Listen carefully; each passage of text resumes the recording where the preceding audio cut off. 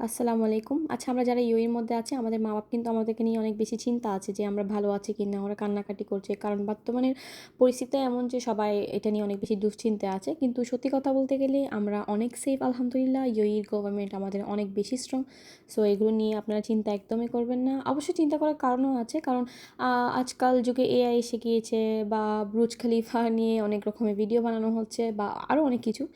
আর সবকিছু গুজব ছড়ানো হচ্ছে। এগুলো সবকিছু কিন্তু সত্যি না। এমনটা না যে এখানে কিছুই হয়নি। এখানে এসেছে অনেক রকমের মিসাইল, ড্রোন এসেছে। বাট ওরা 90% ওরা ডিস্ট্রয় করে দিয়েছে আলহামদুলিল্লাহ। আর মানুষের কথা যদি বলতে যাই, রেসিডেন্টের কথা যদি বলতে যাই, আমাদের গভর্নমেন্ট আমাদেরকে আগে থেকে অ্যালার্ট করে দিয়েছে যে এরকম কিছু হবে। সো সবাই যেন সেফটি জায়গায় চলে যায় বা আলহামদুলিল্লাহ আপনি যদি দেখেন 99% কিন্তু সবাই ভালো আছে।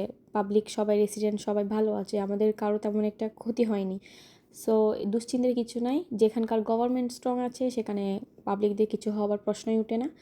আর যারা উল্টাপাল্টা গুজব চাচ্ছেন, আমি তাদের কাছে রিকোয়েস্ট করছি প্লিজ এগুলো করা বন্ধ করুন। আপনাদের জন্য অনেকজনের ফ্যামিলিতে অনেক রকমের প্রবলেমস হচ্ছে, মানুষ অনেক রকমের আতঙ্কে আছে। So please. আর ইউএইতে সবাই কিন্তু আলহামদুলিল্লাহ সেফ আর সুস্থ আছে। এগুলো নিয়ে কারো কাছে টেনশন করার দরকার নেই। আর বর্তমানে পরিস্থিতি অনেক ভালো। সো কিছু সমস্যা নেই।